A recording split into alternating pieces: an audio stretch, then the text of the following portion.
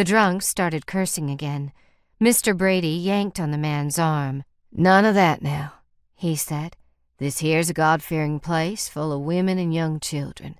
You better watch your language or you'll force me to make sure you do." "Give me back my boy," the man spat. "That's all I want." Mr. Brady made holding the intruder look effortless, but from the way his muscles bulged against his shirt sleeves, he was expending a great deal of strength to keep his grip on his prisoner. "You said your boy's named Ned?" The man nodded. "Heard tell he's heading west to Illinois with a trainload of other kids." The children were mute, still cowering as they watched the interaction, the remainder of their meals growing cold on the table before them. Mr. Brady kicked the gun so that it slid across the wood floor, stopping only inches from Marianne's feet.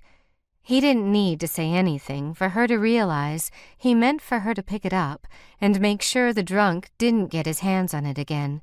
She bent and grabbed the weapon, the metal colder and heavier than she'd expected. "If I asked Ned why he ran off from his home," Mr. Brady asked, "what would he tell me?" "It ain't any of your business." The man's curse was cut off as Mr. Brady yanked his arm. "He's probably got plenty of good reasons for leaving, doesn't he? The law says I got a right to keep whatever he earns." "He's a human being, created in the image of God Almighty, and he has a right to be treated with dignity." "I can raise my boy however I see fit." "If you treat him worse than a dog, don't expect him to show you any loyalty." Marianne didn't know who Ned was, or if he was in the building, but she'd certainly never turn him over to this man. Marianne knew exactly what kind of person Ned's father was. It hadn't been all that long ago that she'd been in a situation much too similar to Ned's. "You can't keep him from me," the man shouted. "And if you won't tell me where he's at, you can be sure I'll find him.